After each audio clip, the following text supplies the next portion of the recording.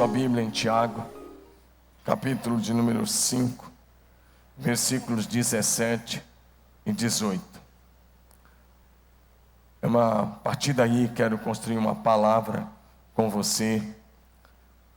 E eu estou muito convicto de que, se você deixar, o Espírito Santo vai falar profundamente ao seu coração hoje à noite. Como é que eu sei disso? Porque ele já falou comigo. E ele vai falar com você. Tiago 5, 17 e 18. Elias era homem sujeito às mesmas paixões que nós, e orou com fervor para que não chovesse. E por 3 anos e 6 meses não choveu sobre a terra. Versículo 18. E orou outra vez, e o céu deu chuva, e a terra produziu o seu fruto. Curva a sua cabeça, por favor. Quero convidá-lo a orar ao Senhor. Vamos orar? Pai, somos gratos por tudo que já aconteceu aqui. Recebe a honra, a glória, o louvor, a adoração e todo o reconhecimento. Eu só te peço, Senhor, aumente a tua presença manifesta entre nós. Aumente a tua presença ainda mais. Amado Jesus, escuta para o louvor exclusivo da tua glória. Para a tua glória, Pai. E para te honrar, amado e querido Espírito Santo. Fala conosco, Espírito Santo. Seja bem-vindo. Abre os olhos do nosso entendimento. Traz revelação da tua palavra e do teu projeto para as nossas vidas. Faz isso para a glória do Pai e para a glória do Filho. Oramos agradecidos em nome de Jesus. Diga amém. Amém. O tema de hoje é vivendo para manifestar a glória e o poder de Deus. Leia esse tema. Vamos lá, toda a igreja. Vivendo para manifestar a glória e o poder de Deus. A pergunta que quero começar é: você está vivendo para quê? Qual é o objetivo principal da sua vida? Qual é o foco da sua vida? O texto que lemos nos fala de oração. O autor está falando de oração, está dizendo que a oração do justo é poderosa e eficaz. E para jogar luz sobre o assunto, ele então menciona o profeta Elias. E ele diz: Elias era homem igual a nós, com os mesmos sentimentos, sujeito às mesmas paixões. Mas o texto diz: ele orou com insistência. Diga, orou com insistência. Todos vocês, diga, orou com insistência. Ele orou com insistência para que não chovesse. E não choveu. Você vai falar: puxa, mas a chuva é tão útil, esse cara fez isso. Acontece que o contexto que o profeta Elias está vivendo é bem diferente. Israel, reino do norte, as 10 tribos, tinham se desviado completamente de Deus. Se você vê o que acontece no capítulo de número 16, 1 Reis 16, verso 30, vai dizer para nós que Elias, filho de Oni, fez o que era mal perante o Senhor, mais do que todos os que viveram antes dele. Esse é o contexto. Esse homem fez o que era mal, ele era o rei da nação. Fez o que era mal mais do que todos os seus antecessores. Ele era casado com uma mulher chamada Jezabel, que tinha introduzido o culto a Baal em todo Israel, que tinha matado os profetas do Senhor. Os poucos que escaparam foram porque ficaram escondidos em alguns lugares, muito escondidos, porque onde ela sabia que tinha um profeta, ela mandava matar. Ela tinha destruído os altares ao Deus vivo e tinha construído os altares a Baal. O palácio sustentava pelo menos 850 profetas, 450 profetas de Baal e 400 profetas que promoviam a idolatria em todo o país.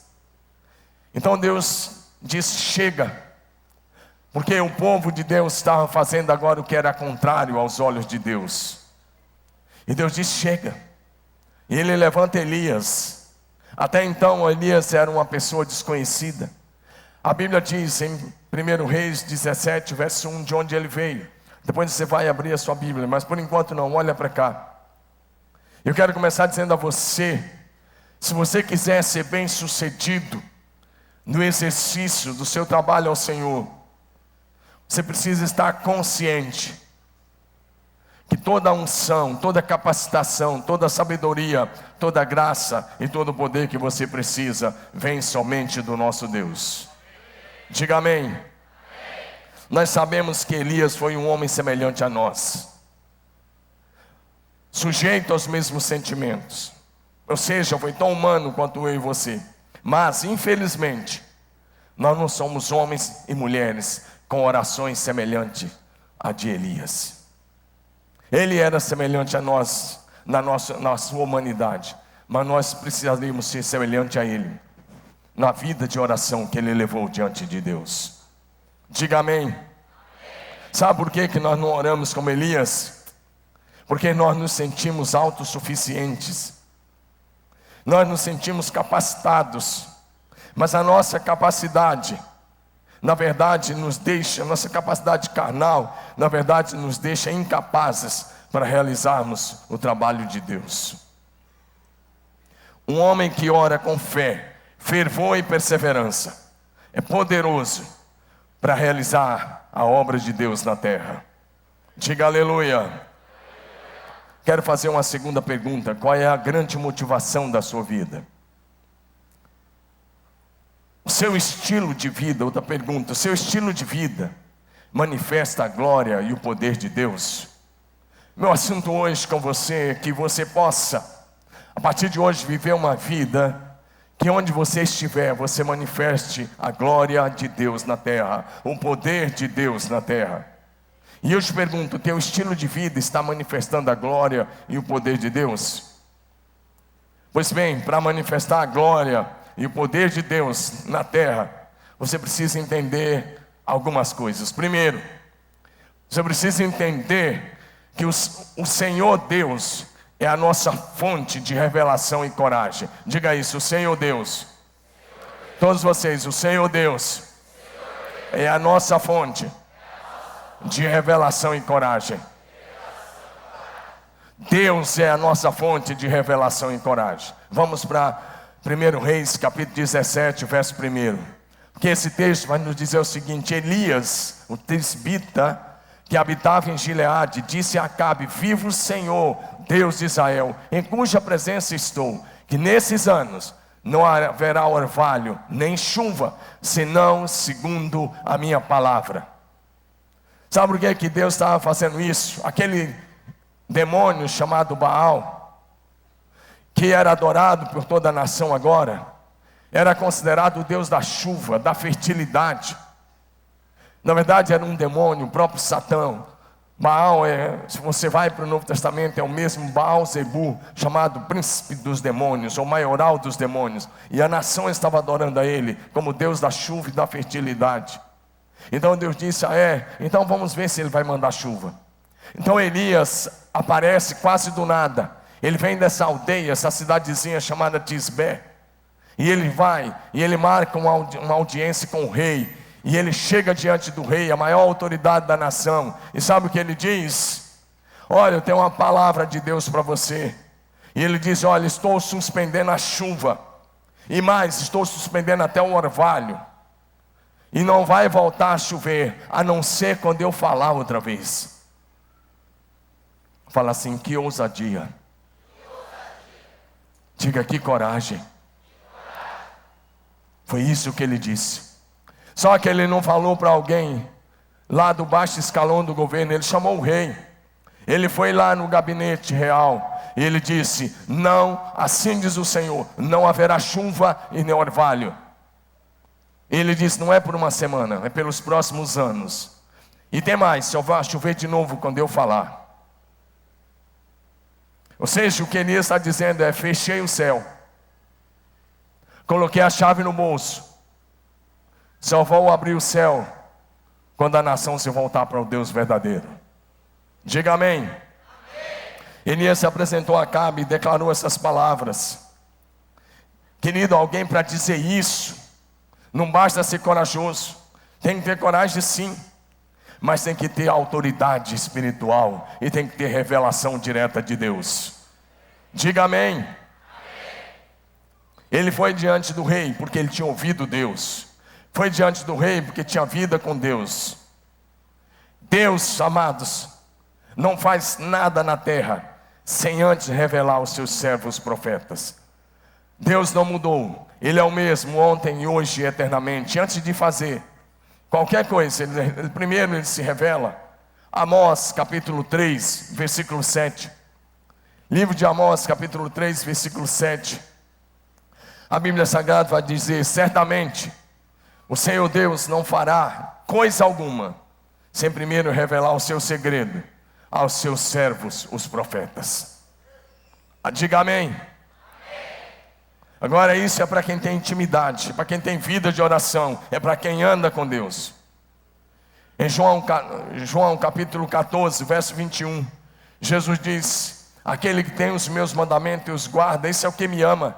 E aquele que me ama será amado do meu Pai, e eu também o amarei e me manifestarei a ele. Jesus disse: se você o ama, ele disse: eu vou me manifestar a você. Diga amém.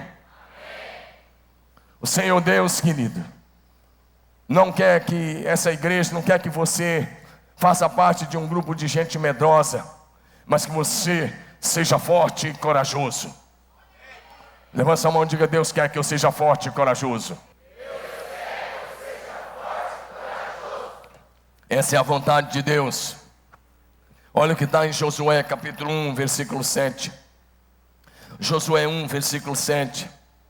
O Senhor Deus diz assim: então somente esforça-te e tenha bom ânimo. Na outra versão, seja forte e corajoso, cuidando de fazer conforme toda a lei que meu servo Moisés te ordenou. Dela não te desvie nem para a direita nem para a esquerda, para que você seja bem sucedido por onde quer que andar. Ele diz: seja forte, seja corajoso. Versículo 9, Josué 9, ele disse: não fui eu que te mandei? Seja forte e corajoso. Não tenha medo, não fique espantado, porque eu, Senhor teu Deus, estou contigo por onde quer que andares. Levanta a mão e diga: Deus está comigo. Diga: Deus está comigo. Sabe, querido, o diabo tenta trabalhar com medo. Ele tenta colocar medo em nossos corações, porque ele sabe que o medo torna-se o inimigo público número 1 dos filhos de Deus. Mas a Bíblia diz que o Espírito Santo que Deus fez habitar em nós não é espírito de medo. Levante bem alto a sua mão e declare o que está em 2 Timóteo 1,7.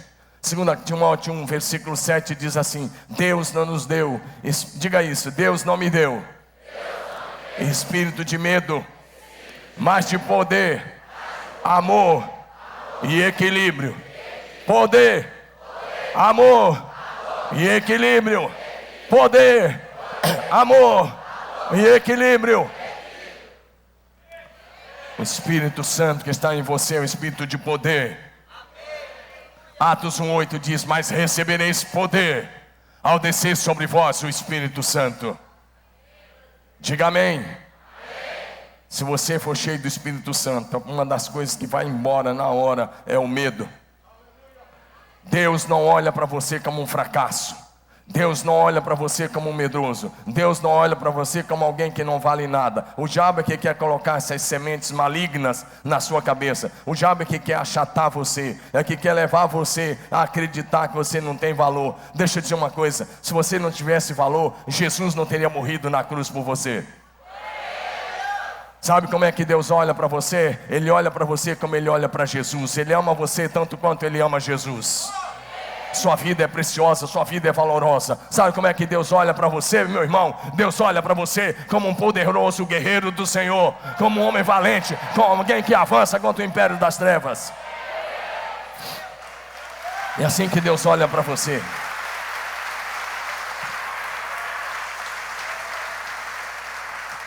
Para com aquele canto da galinha da Angola que fica o tempo todo dizendo: estou fraco, estou fraco, estou fraco. Tem alguém fraco aí? A palavra de Deus diz: diga ao fraco, eu sou forte. O poder de Deus se aperfeiçoa na sua fraqueza. Olha o que está em Juízes capítulo 6, verso 12. Deus chega para Gideão, num período em que o povo está vivendo debaixo da opressão dos inimigos, dos midianitas. E o povo está debaixo de uma opressão já por 7 anos. Gideão era de uma tribo bem pequena em Israel. O seu clã era um dos menores, a sua família era uma das menores. E ele está malhando o trigo no lagar com medo dos inimigos, está escondido. Mas o anjo do Senhor foi até ele. E o texto diz, apareceu-lhe o anjo do Senhor e disse, o Senhor é contigo, homem valoroso. Lê comigo. O anjo do Senhor apareceu a Gideão e lhe disse, o Senhor é com você, poderoso guerreiro. Leia agora como um poderoso guerreiro. Levante sua cabeça em nome de Jesus. Vamos lá? O Senhor é com você, poderoso guerreiro. Para ensaio quase ficou bom. Vamos lá, diga de novo. O Senhor está com você, poderoso guerreiro. É assim que Deus te vê. É assim que Deus te vê. É assim que Ele olha para você. É assim que Ele olha para a sua vida, minha irmã. É assim que Ele olha para a sua vida, meu irmão.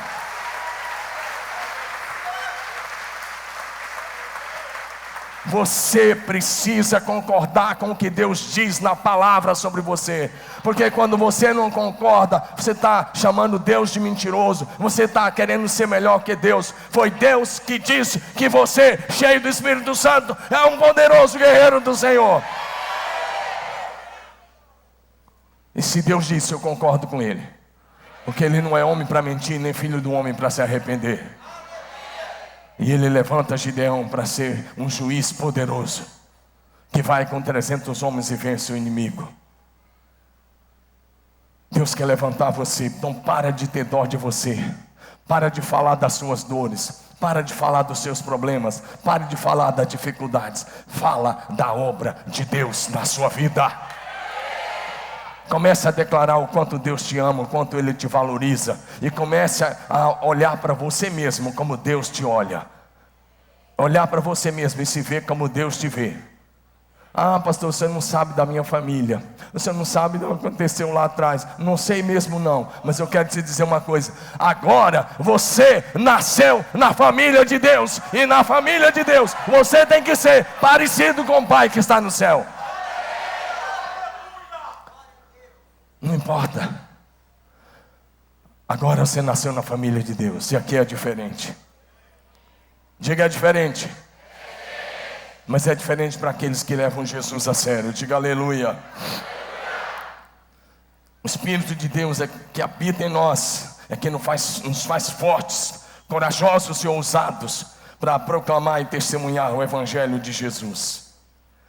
Os apóstolos, antes do Pentecostes, antes de ser cheio do Espírito Santo, eles estavam com dificuldades, com medo. Pedro até nega Jesus 3 vezes. Mas no dia de Pentecostes eles foram cheios do Espírito Santo. E sabe o que acontece agora? Eles começam a ganhar vidas. A igreja está crescendo. Milhares e milhares de pessoas se convertendo. E Atos 4, verso 20. As autoridades da nação de Israel chegam para eles e dizem: vocês estão proibidos de falar do nome de Jesus. E Pedro diz assim: não podemos deixar de falar das coisas que vimos e ouvimos. Não podemos deixar de falar daquilo que vimos e ouvimos. Diga aleluia. Aleluia. E o capítulo 4 de Atos, verso 31, diz que a igreja orando, enquanto eles oraram com tamanha intensidade, que tremeu o lugar onde eles estavam reunidos. Todos foram cheios do Espírito Santo e anunciavam com intrepidez a palavra de Deus. Diga amém. Quando você tem revelação do que o Senhor irá fazer, isso te enche de fé, te enche de coragem, te enche de ousadia para proclamar o Evangelho de Jesus. Diga amém. Diga: o Senhor é a fonte de toda a revelação e coragem que eu preciso. Diga aleluia. Você não precisa de outra fonte. Você já tem a fonte. É Jesus. Diga amém. Segunda coisa que quero que você aprenda. Se você quer manifestar a glória de Deus na terra, o Senhor Deus é o nosso provedor. Diga: o Senhor é o meu provedor. Erga a sua cabeça e diga de novo: o Senhor Deus é o meu provedor. Após o profeta Elias dar aquela palavra ao rei Acabe, ele teria que fugir, porque agora ele se tornou um homem mais procurado da nação de Israel. Agora o rei quer matá-lo, porque ele disse: não vai chover, e não choveu. E isso durou 3 anos e meio. Mas logo no início Deus diz: olha, meu filho, Deus fala para Elias: você vai agora, capítulo 17 de 1 Reis, de 3 até 16, eu não vou ler, vou só mencionar. Capítulo 17, de 3 em diante, ele diz: olha, você vai para um riacho, um lugar chamado Querite, ao leste do Jordão. Você vai ficar lá, você vai tomar água do riacho, e você vai comer picanha suculenta. Foi isso? Ele disse: e eu ordenei aos corvos que te alimentem. E o texto continua dizendo que os corvos traziam para Elias pão e carne pela manhã e pão e carne à tardinha, 2 refeições por dia. E até onde eu sei, corvo não tem uma faquinha molada para cortar uma picanha, aí aquela picanha suculenta e levar. Não, ele come com o bico mesmo. Ele tinha que chegar lá e fazer isso que você está imaginando mesmo. Ele levava a comida no papo. Ele tinha que chegar lá e vomitar. E essa era a comida de Elias. Essa era a comida de Elias. Eu fico pensando que ele fazia uma fogueirinha e colocava aquilo lá em algum lugar, e essa era a comida dele. O homem que suspendeu a chuva. O homem que enfrentou a nação toda. Mas eu quero te dizer, Deus é quem te sustenta. Deus é quem nos sustenta. Ele é o nosso provedor. Ele é a fonte da nossa provisão. Deus fez isso, ele estava testando Elias. E depois, primeiro Deus usou corvos. Depois o riacho secou. E Deus disse: Elias, agora você vai para um lugar chamado Sarepta, lá entre os Sidônios, e você vai para lá.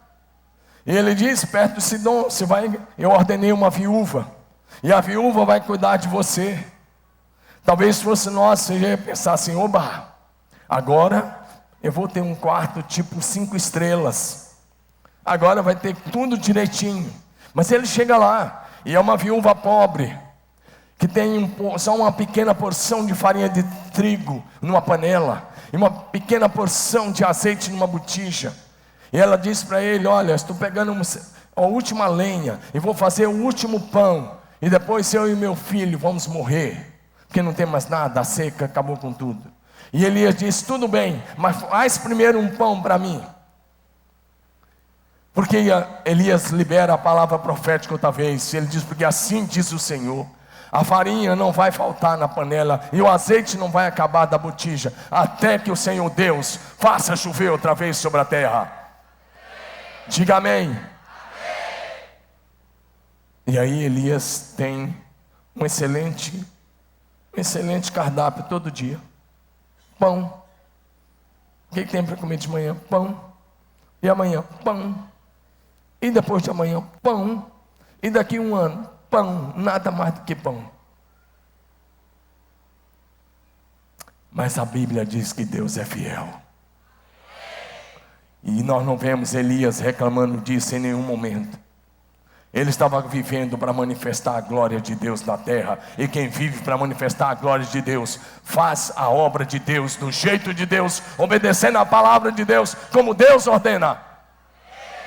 Diga amém. E ele fica lá muito tempo. Muito tempo. Muito tempo.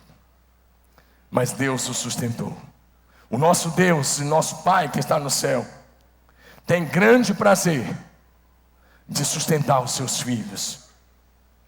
Grande prazer. Um dos nomes de Deus é Jeová Jirê. E Jeová Jirê significa: Deus é o meu provedor, ou o Senhor proverá.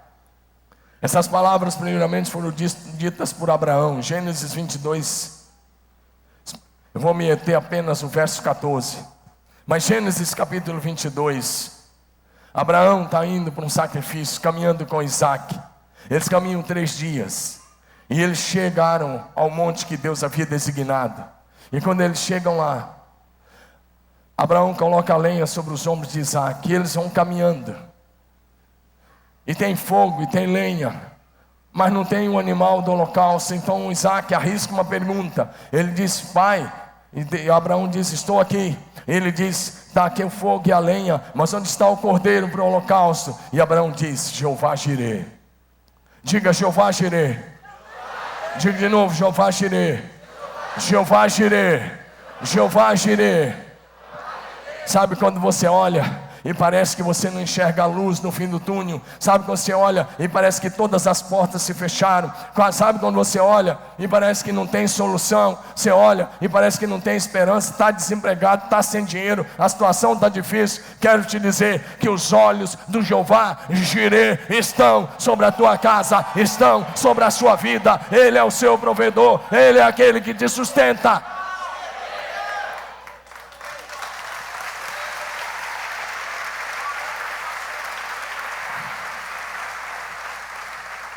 Jesus é aquele que abre portas que ninguém pode fechar, e que fecha que ninguém pode abrir.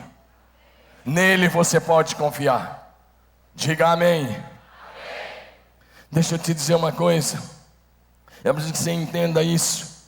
Tudo que você é, tudo que você tem vem de Deus. Levante sua mão e diga: tudo que eu sou e tudo que eu tenho vem de Deus.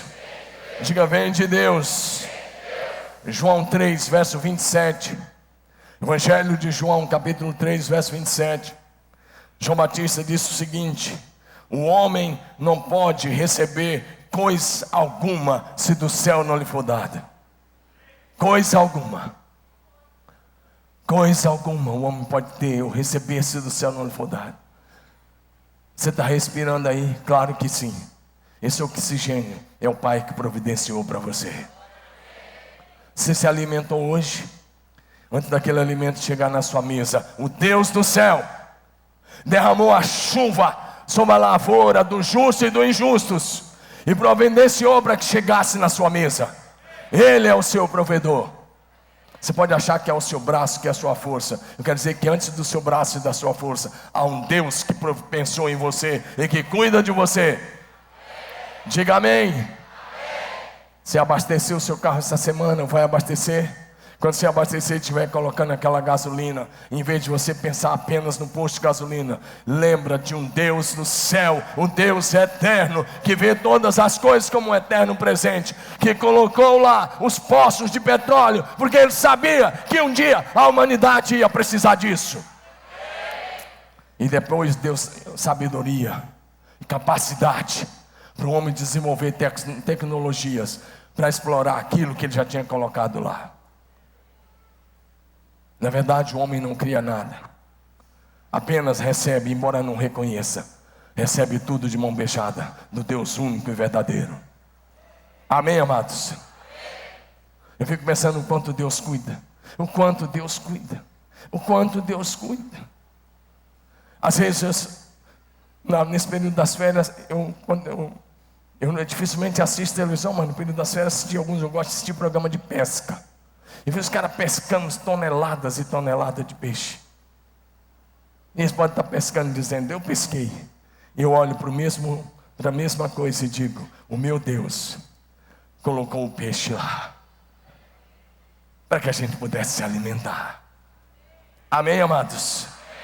E assim não há detalhe onde você colocar a mão, para onde você olhar, se você tiver os olhos abertos, você vai enxergar a graça, o favor, a bondade e a misericórdia do nosso Deus. Posso ouvir um amém da igreja? O Senhor Jesus nos ensinou para não ficarmos ansiosos por coisa alguma, porque o Pai que está no céu tem grande prazer de cuidar de nós. Diga amém. Em Mateus capítulo 6, de 25 em diante, O Senhor Jesus está tratando de um problema chamado ansiedade. Diga ansiedade. E aí ele começa dizendo: não fiquem ansiosos quanto à vossa vida. Não fique ansioso pela sua vida. Quando você vai comer ou beber, por aquilo que você vai fazer, ele diz: não fique ansioso. E ele começa a descrever depois. E ele diz que o nosso Deus e Pai cuida das aves. Sim, os pássaros, que não tem depósito de nada. Ele diz: ele cuida dos pássaros todos os dias. Ele cuida das plantas, ele cuida das flores. E ele diz: se ele cuida assim dos pássaros, da flor, não vai cuidar de você? Diga: ele cuida de mim. Diga: o Pai que está no céu cuida de mim. Sabe o que eu preciso. E ele cuida de mim. Diga amém. Salmo 23, verso 1. Todo mundo sabe de cor. Levanta sua mão e diga: o Senhor é meu pastor, e nada me faltará. Diga de novo: o Senhor é meu pastor, nada me faltará. No Senhor você pode confiar. Ele cuida de você, nada te faltará. Ele jamais te deixará, jamais te abandonará. Ele está presente com você para cuidar de cada detalhe da sua vida. Terceiro lugar, o Senhor Deus é o nosso protetor. Diga, levanta essa mão e diga: o Senhor Deus é o meu protetor. Diga de novo: o Senhor Deus é o meu protetor. Você pode achar que não, mas o dia que você entregou sua vida a Jesus, e você se tornou amigo de Deus, você se tornou inimigo do diabo. E desde lá o diabo quer fazer de tudo para te devorar. E você ganhou um inimigo, mas você ganhou um aliado que é poderoso para te guardar e te sustentar até aquele dia. Diga amém. Deus protegeu o profeta Elias. O profeta Elias se tornou o homem mais procurado da nação. O rei Acabe e a sua esposa, a rainha Jezabel, mandaram procurar Elias em todas as nações. Durante aqueles 3 anos e meio, eles montaram equipes de busca em todos os lugares possíveis, conhecidos. Eles mandaram procurar Elias para ver se achava Elias. Jezabel, uma rainha maligna, talvez a mais maligna de todas as mulheres. Ela veio dos Sidônios. Ela era uma serva de Satanás. Ela estava a serviço do diabo. E ela implantou, como eu disse, o culto a Baal, que é uma adoração a Satã. E ela se encarregou de mandar matar os profetas. E agora eles mandam procurar Elias. Veja o que está em 1 Reis, capítulo 18, versículo 10. 1 Reis, capítulo 18, verso 10. 1 Reis 18, 10. O Elias, ele aparece depois de 3 anos e meio. E ele encontra um homem chamado Obadias, que era um servo do rei, que era um mordomo do rei. E ele encontra com Obadias, fala: Obadias, eu preciso falar com o rei Acabe. Vai até ele, porque eu preciso falar com ele. E aí sabe o que acontece? Obadias fala: não vou sair daqui não. Porque se eu sair daqui, vai que você desaparece. Aí eu chego lá, vou falar para ele que você estava aqui esperando para falar com ele. Quando nós viemos aqui, você não vai mais estar aqui. E aí sabe o que vai acontecer? Ele me mata. Elias diz: não, agora eu vou ficar aqui esperando, pode ir lá chamar. Mas olha o que está no versículo 10. Isso que eu comentei está nos versículos anteriores. Elias diz assim para Obadias: vive o Senhor teu Deus. Aliás, Obadias disse para Elias: vive o Senhor teu Deus, que não há nação, nem reino, aonde o meu Senhor, ele está falando de Acabe, não tenha mandado em busca de ti, dizendo a eles: aqui não está. Então eles faziam jurar de que não haviam te achado. Eles estavam dizendo: nós mandamos buscar você em todas as nações conhecidas. Diga: Deus é o meu protetor. Levanta a mão, diga: Deus é o meu protetor. Diga de novo: Deus é o meu protetor. Querido, Deus é aquele que nos protege. Sabe, a minha história e a sua história está cheia de livramentos. Pode ter certeza delas, pode ter certeza disso. Você pegou estrada, você pegou trânsito, onde você foi, quero te dizer, a eternidade um dia vai revelar o quanto Deus tem nos protegido. Diga amém. Deus dá ordem aos seus anjos a nosso respeito. Salmo 91, verso 11. Porque aos seus anjos dará ordem a teu respeito, para te guardar em todos os teus caminhos. Levanta a mão e diga: Deus dá ordem aos seus anjos ao meu respeito. Salmo 34, verso 7. Salmo 34, 7. A palavra diz: o anjo do Senhor acampa-se ao redor daqueles que o temem e os livra. Diga amém. O anjo do Senhor acampa-se ao redor daqueles que o temem e os livra. Sabe por que Elias não foi encontrado? Porque o anjo do Senhor estava com ele. Diga aleluia. Porque o Senhor colocava a sua mão de proteção sobre ele. Diga amém. Mas no Novo Testamento Jesus vai dizer algo ainda mais forte. Olha o que Jesus diz, João 10, verso 28. João 10, 28 está escrito assim. Jesus falando para as suas ovelhas, ele diz: eu lhes dou a vida eterna, jamais perecerão, e ninguém as arrebatará da minha mão. Levante sua mão bem alto e fale como um profeta. Diga: nas mãos de Jesus eu estou eternamente seguro. Diga de novo: nas mãos de Jesus eu estou eternamente seguro. Eternamente seguro. Jesus fala várias verdades nesse texto. Dou-lhes a vida eterna, é a primeira delas. Jamais perecerão, e ninguém pode tirar você das mãos de Jesus. Só que você precisa estar em Jesus. Diga: em Jesus. Diga de novo: em Jesus. Diga de novo: em Jesus. Porque se você apenas tomou um banho no batistério, se você apenas é membro da igreja, não significa que você está em Jesus. E Jesus não tem compromisso com o religioso. Jesus tem compromisso com aqueles que estão nele, com aqueles que vivem para agradá-lo, com aqueles que vivem para a sua glória. Deixa eu te dizer uma coisa: se você está em Jesus, se você está em Jesus, Deus o Pai está comprometido com a tua proteção. Vira para o seu vizinho e diga isso para ele: se você está em Jesus, Deus está comprometido com a tua proteção.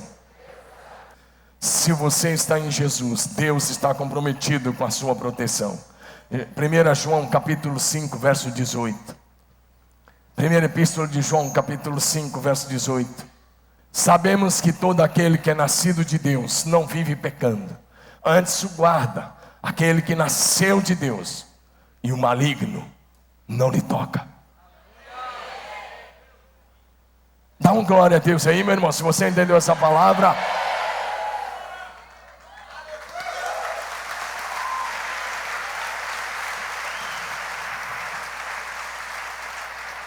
Levante sua mão bem alto e diga assim: eu estou em Jesus, guardado em Jesus, protegido em Jesus. Diga aí: o maligno não pode tocar na minha vida.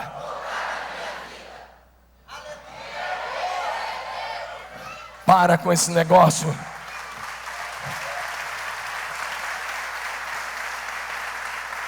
Para com esse negócio, ficar dizendo: não, porque se eu fizer isso, o diabo vem e me toca. Não, se eu fizer isso, o diabo vem e me toca. Sua posição é de autoridade sobre o diabo e seus demônios. Mas você precisa estar em Jesus. Porque em Jesus, espiritualmente, você já está assentado nas regiões celestiais, acima de todo principado e potestade, acima de todo o poder que se possa nomear. Essa é a sua posição em Cristo Jesus. Salmo 91, verso 7. Salmo 91, versículo 7. O salmista escreveu: caiam 1000 ao teu lado e 10.000 à tua direita, mas tu não serás atingido. Você vai concordar com Deus ou com o diabo? Eu vou te perguntar de novo, você vai concordar com Deus ou com o diabo? Porque o diabo é que está mentindo, dizendo que pode tocar na sua vida. Mas ele já foi derrotado lá na cruz do Calvário. Lá na cruz, o Senhor Jesus já derrotou os principados e potestades, e já triunfou sobre eles, e já pisou na cabeça da antiga serpente que se chama diabo e Satanás. E se você está em Jesus, a tua posição é a mesma de Cristo Jesus. Diga aleluia. Quarta coisa que quero enumerar: o Senhor Deus é quem nos confere poder e autoridade. Diga isso: o Senhor Deus é quem me confere poder e autoridade. Diga poder e autoridade. Querido, profeta Elias, 1 Reis 18, versos 18 em diante. O profeta Elias, naquele encontro com Acabe, ele disse para Acabe: é o seguinte, reúne toda a nação no Monte Carmelo, e manda também chamar os 450 profetas de Baal, e os 400 profetas de Azera, 850 homens. E ele diz: esses profetas que comem da mesa de Jezabel. Comer da mesa significa, eram mantidos pelo palácio. Olha o que Elias está fazendo, querida. Reúne os 450 profetas. Reúne os 400 profetas da idolatria. Verso 23. Aí Elias disse: olha, nos dê 2 novilhos. Eles escolhem um dos novilhos. Pode dividir em pedaços, coloca sobre o altar, mas não pode colocar fogo. E ele diz: o Deus que responder por fogo do céu será o Deus da nação. Será o Deus da nação. Verso 24 agora. Verso 24, ele diz: o Deus, invocar o nome do vosso Deus com D minúsculo, e eu invocarei o nome do Senhor. E há de ser que o Deus que responder por meio do fogo, esse será Deus. E todo o povo respondeu: é boa esta palavra. Olha para mim, querido, deixa eu te dar uma palavra da parte de Deus muito séria. Talvez lá na sua faculdade, talvez lá na sua escola, talvez lá na sua empresa, talvez lá no seu bairro, você está se achando sozinho. Deixa eu te dizer, Deus não precisa de uma multidão. Deus precisa de uma pessoa. Uma pessoa. Uma pessoa. Um homem, uma mulher. Deus só precisa disso. E a minha oração hoje é que o Senhor encontre o teu coração, para você ser essa pessoa que vai viver para manifestar nesta geração o poder e a glória de Deus. O Senhor Deus conduziu o profeta Elias a fazer o mais ousado confronto entre o reino de Deus e Satanás. O mais ousado confronto relatado nas Escrituras. Baal era o demônio que se apresentava como Deus da chuva, da fertilidade e da natureza. Toda a nação foi convocada para o Monte Carmelo. Então começou o confronto. Baal representado pelos seus 450 profetas. Javé e Yavé representado por um único profeta. Os profetas de Baal clamaram das 9 da manhã, cerca das 9 da manhã até 2 da tarde. E eles se cortaram, se mutilaram. Mas não houve voz, não houve nada. E não aconteceu nada, não teve nenhuma resposta. E Elias, usando de autoridade, zombava deles. Querido, olha para esse quadro. Olha para esse quadro. De um lado, Baal com 850 profetas. 450 profetas de Baal. 400 profetas que promoviam a idolatria. E Deus com um profeta. Deus só precisa de um homem hoje à noite. Um homem, um jovem, uma moça, uma mulher, alguém que diga: Deus, eu vou ser o servo do Senhor, segundo o teu coração nessa geração. Deus precisa de um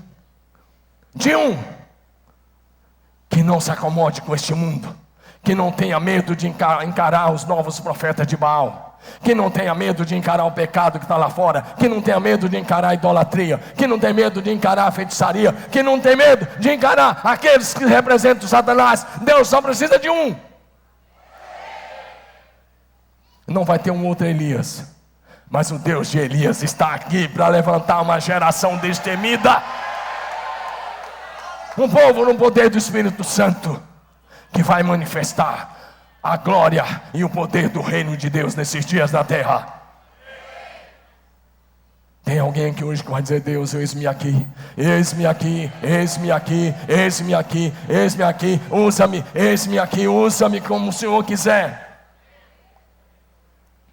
Sabe o que aconteceu por volta de meio-dia? Por volta de meio-dia, enquanto os profetas de Baal se cortavam, sabe o que aconteceu? Elias começou a zombar deles. Ao meio-dia, Elias zombava deles, dizendo: gritem mais alto, clamem mais alto, porque ele é apenas um Deus. Pode ser que esteja falando, ou foi fazer alguma outra coisa, ou talvez esteja viajando, talvez está fazendo alguma necessidade fisiológica. Clame mais alto. Sabe por que Elias zombava? Porque tinha autoridade. Tinha autoridade. Tinha autoridade espiritual. E porque ele sabia no Deus em que ele cria, que é poderoso para fazer infinitamente mais, além de tudo o que pedimos ou imaginamos. Meu querido, não tenha medo. Não tenha medo, você vai concordar com Jesus, com a palavra de Jesus. Lucas capítulo 10, verso 19. Em Lucas 10, verso 19, Jesus diz o seguinte: eis aí vos dei autoridade para pisardes serpentes e escorpiões, e sobre todo o poder do inimigo, e nada, absolutamente vos causará dano. Olha para mim, igreja, olha o que Jesus está dizendo. Vos dei autoridade para pisar sobre serpentes e escorpiões. Ele não está dizendo que você ficar tremendo diante de um demôniozinho qualquer, diante de um processo. Ele está dizendo: eu dei autoridade para pisar serpentes e escorpiões, e sobre todo o poder dos demônios, e nada vos causará dano algum. Essa autoridade está com a igreja. Essa autoridade está com os filhos de Deus. A posição da igreja é de autoridade. Romanos 16, 20. Romanos 16, 20 diz assim: em breve, o Deus da paz esmagará Satanás debaixo dos vossos pés. Em breve, o Deus da paz esmagará Satanás debaixo dos vossos pés, igreja.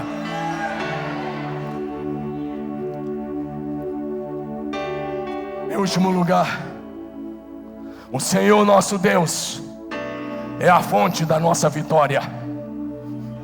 Dele vem a nossa vitória, igreja.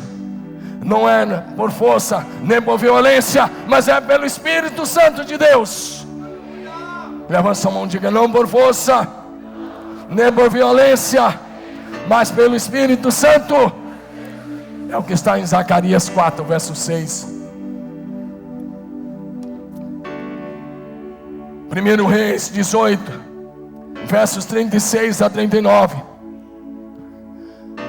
Depois das 2 da tarde, o profeta Elias disse para eles: chega, vocês já clamaram das 9 da manhã até agora. Elias pega 12 pedras que representavam as 12 tribos de Israel. Apesar da nação estar dividida politicamente, Elias diz: Deus olha para vocês como 12 tribos. Deus olha para vocês como um só povo. Ele pega 12 pedras. Ele fez um altar ao Senhor. Mandou fazer uma vala em volta.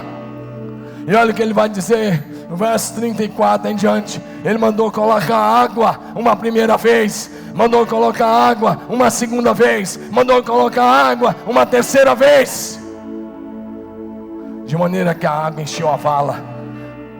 Um comentarista já disse que essa vala tinha cerca de 1 metro de largura, e a água estava transbordando. Meu querido, quem quer fogo não coloca água. Quem quer fogo, coloca um pouco de capim seco. Mas deixa eu te falar uma coisa: não tente facilitar as coisas para Deus. Deus não precisa de ninguém dando um jeitinho. Deus não precisa de jeitinho brasileiro. Deus não precisa de jeitinho. Deus não precisa de uma forcinha. Eu vou fazer isso aqui para ajudar Deus. Não. Abraão tinha recebido a promessa que ele ia ser pai. Mas um dia a Sara falou: ó, desse mato não sai mais coelho, não tem mais jeito, toma aqui a minha serva Agar. E Abraão tentou dar uma forcinha para Deus e criou um problema, um sério problema. Deus não precisa de forcinha. Quer um milagre? Quer um milagre? Quer um milagre? Coloca água sobre o altar, porque o fogo de Deus, quando cai, não precisa de nada daquilo que os homens podem pedir e imaginar. Deus não precisa que você facilite as coisas. Elias queria fogo e botou água no altar. Então ele fez uma oração de 30 segundos. Sucedeu que, sendo a hora de oferecer o sacrifício da tarde, o profeta Elias se chegou e disse: Senhor Deus de Abraão, de Isaac e de Israel, fique manifeste hoje que tu és Deus em Israel, e que eu sou o teu servo, e que conforme a tua palavra tenho feito todas essas coisas. Verso 37: responde-me, ó Senhor, para que esse povo conheça que tu, ó Senhor, és Deus, e que tu fizeste voltar o seu coração. Verso 38, lê comigo, igreja. Lê comigo, igreja. Verso 38: então caiu fogo do Senhor, consumiu o holocausto, a lenha, as pedras e o pó, e ainda lambeu a água que estava no rego.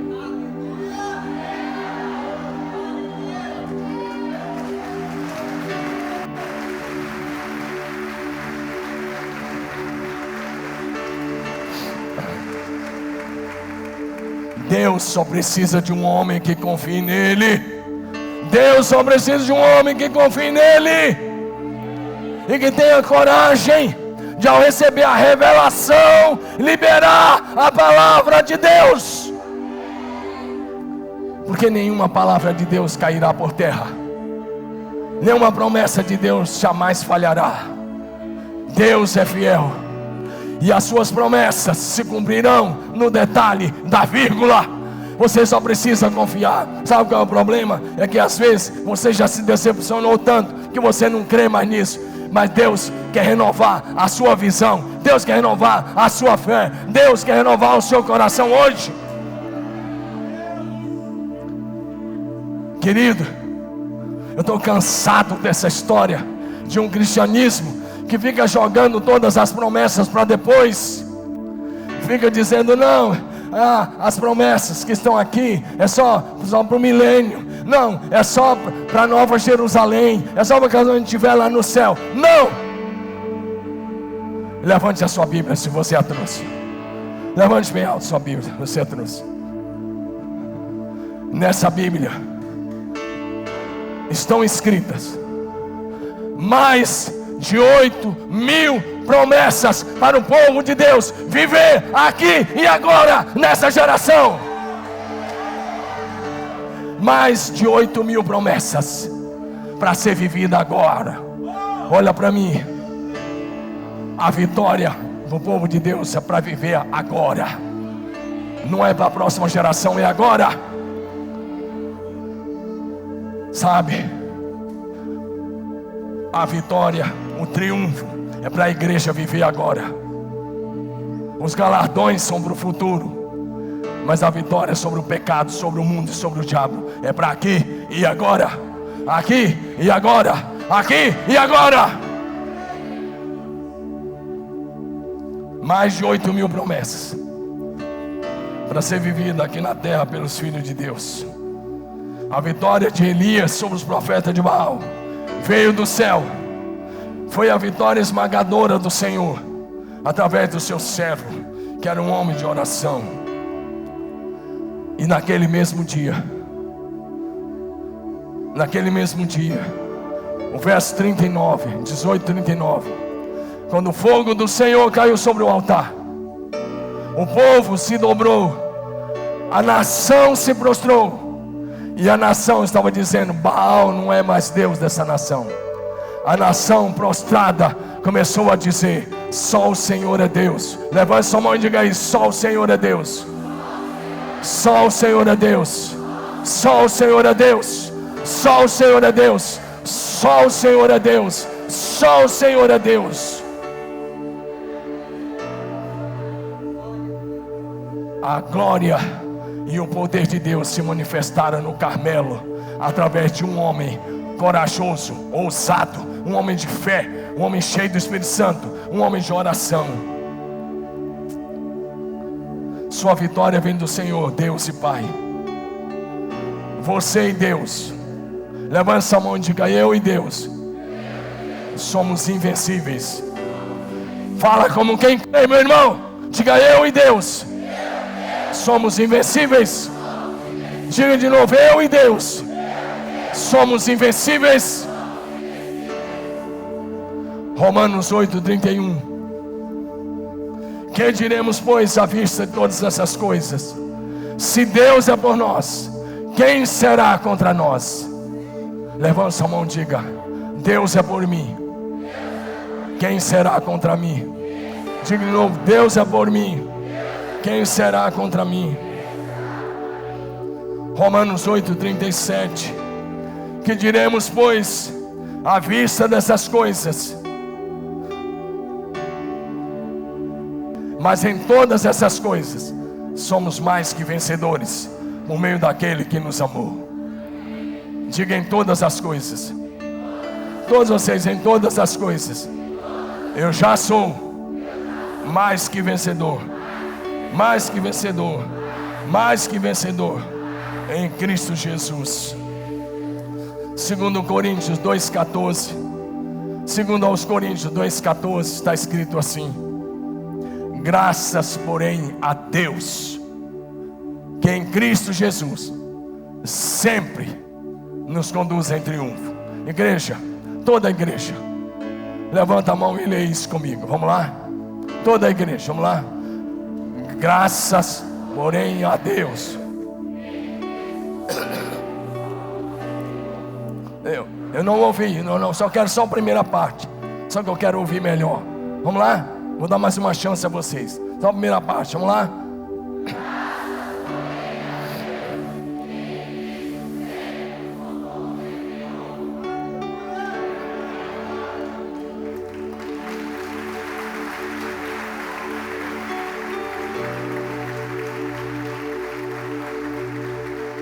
Deus quer, meu irmão, que você ande em triunfo hoje, segunda-feira, terça-feira, quarta, quinta, sexta, sábado, domingo. Deus quer cada dia da semana você andando em triunfo sobre o pecado, sobre o mundo, sobre a carne, sobre o inimigo.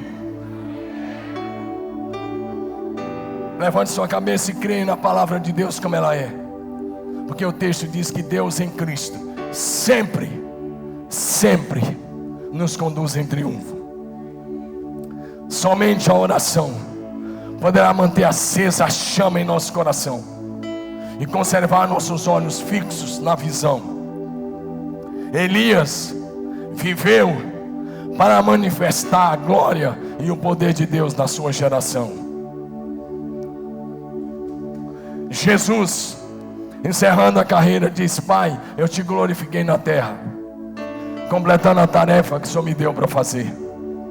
E eu te pergunto: você está vivendo para manifestar a glória e o poder de Deus? Olha para mim, eu estou quase encerrando. Deixa eu te perguntar: como é que você quer ser lembrado? Como é que você quer ser lembrado? Estamos aqui falando de Elias, que viveu há uns 800 anos antes de Cristo, quase isso. Ele não é lembrado porque tinha dinheiro, porque ele não tinha. Não é lembrado pela boa casa que construiu, porque ele não tinha. Não é lembrado por nenhum cargo que ocupou. Ele é lembrado pelas orações que fez. Elias é lembrado pela coragem que ele teve de confiar em Deus e falar a sua palavra. Elias é lembrado pela sua fé ousada. Elias é lembrado pela sua intimidade com Deus. Elias é lembrado como alguém que andou com Deus, como alguém que manifestou a glória de Deus na terra. Eu te pergunto, como você quer ser lembrado? Elias viveu para manifestar a glória e o poder de Deus. Olha para mim se você puder. Só quem vive para manifestar a glória e o poder de Deus na terra, só quem vive para isso, termina bem. Só quem vive para manifestar a glória e o poder de Deus na terra, termina aprovado. Elias terminou aprovado, honrado, exaltado, porque Deus exalta aqueles que nele confiam. Sabe como é que a vida de Elias terminou na terra? Num grande espetáculo. Um grande espetáculo. Um espetáculo jamais visto, cena única até agora na história da humanidade. Segundo Reis 2:11, uns 10 anos depois desse episódio, ele está indo com seu discípulo Eliseu, e eles vão caminhando, e diz assim: olha como é que termina alguém que vive para a glória de Deus. Indo eles caminhando e conversando, eis que um carro de fogo com cavalos de fogo os separou um do outro, e Elias subiu ao céu no redemoinho. Elias foi arrebatado sem passar pela morte, porque viveu para manifestar a glória e o poder de Deus. E eu te pergunto, como é que você quer terminar? Como é que você quer terminar? Como é que você quer terminar? Elias foi arrebatado. Sabe qual é o problema? Nós estamos vivendo para nós mesmos, e essa palavra vem para te convidar a viver exclusivamente para Deus. Eu quero te convidar a ficar em pé em todo o auditório, se você puder.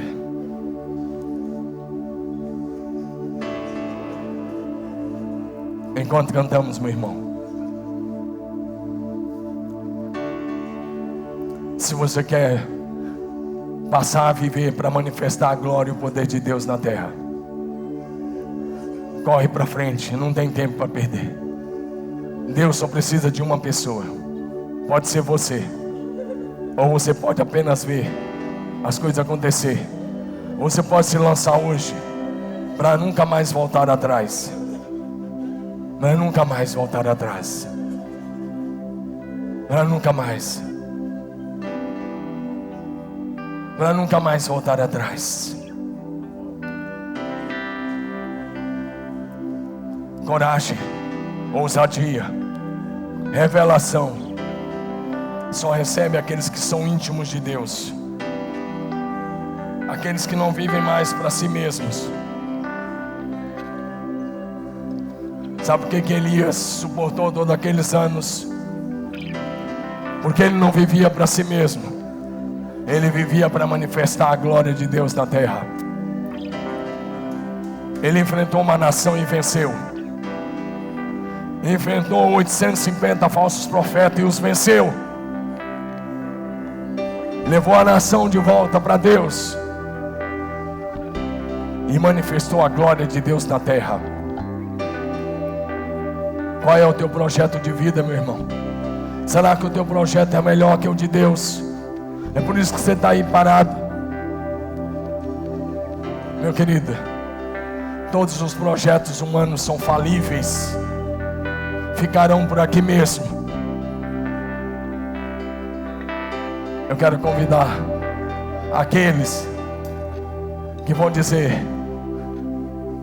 eu não vou ser um Elias, porque não vai ter um novo Elias, não. Mas eu quero ser como ele, com a mesma unção, com a mesma determinação, com a mesma fé, com a mesma coragem, com a mesma ousadia, com a mesma intimidade com o Senhor. Nós vamos orar agora. Eu quero que você responda ao Senhor nessa noite. Ele te trouxe essa palavra porque Ele te ama, que Ele tem o melhor para você. Deus não quer uma geração de medrosos, de covardes, que não tem coragem de testemunhar, de pregar, de anunciar Jesus o Cristo. Deus levanta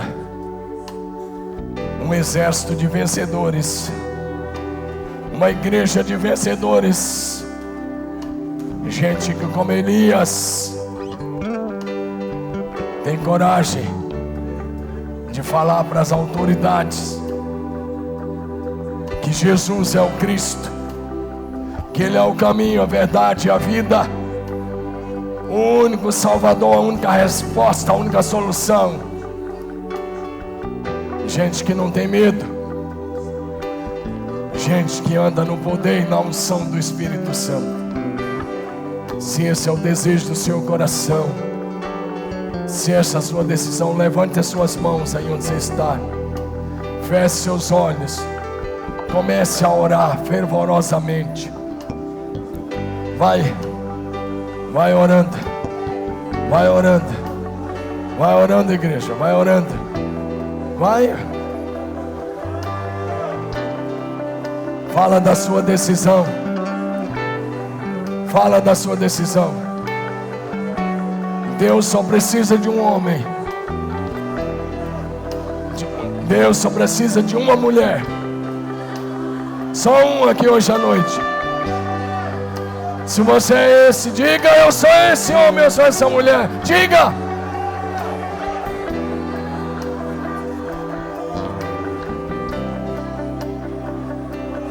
Você tem coragem? Tem coragem de fazer uma oração arriscada? Então diga: Deus, o que o Senhor vai fazer na terra nesses dias? Coloca o meu nome, custa o que custar, aconteça o que acontecer. O que o Senhor vai fazer na terra inclui o meu nome, inclui o meu nome, inclui o meu nome. Feche seus olhos, continue orando. O pastor vai orar por você agora, porque o Senhor sela essa palavra sobre a sua vida. O Senhor sela essa palavra sobre o seu coração. O Senhor sela essa palavra sobre a sua vida agora. A tua palavra, Senhor, veio ao nosso encontro como fogo e consumiu-nos por dentro e por fora, nos deixando de forma transformados, inconformados com o mundo, inconformados com a situação em que víamos vivendo, mas conformados com a tua glória e decididos a buscar, sem nos importar com o preço a ser pago. Ó Deus, a tua palavra nos diz que devemos nos apresentar como sacrifício vivo diante do Senhor. E o teu povo que está aqui agora diante de nós acabaram de fazer uma oração arriscada. Isso é uma oração, e essa oração só faz quem tem consciência do que é ser sacrifício vivo. Como Elias orou lá atrás, nós oramos aqui agora. Eis o sacrifício diante de ti, Espírito Santo, Deus dos antigos profetas, responda com fogo agora. Onde houver alguém totalmente rendido, vem agora, vem agora, fogo, o teu fogo, e consuma-nos, onde houver um coração totalmente rendido, responda com fogo, responda com fogo, e nos transforme em tua extensão, para a glória única do teu santo nome. E Jesus, o Cordeiro de Deus, receba a recompensa do seu penoso trabalho. Deus abençoe. Graça e paz.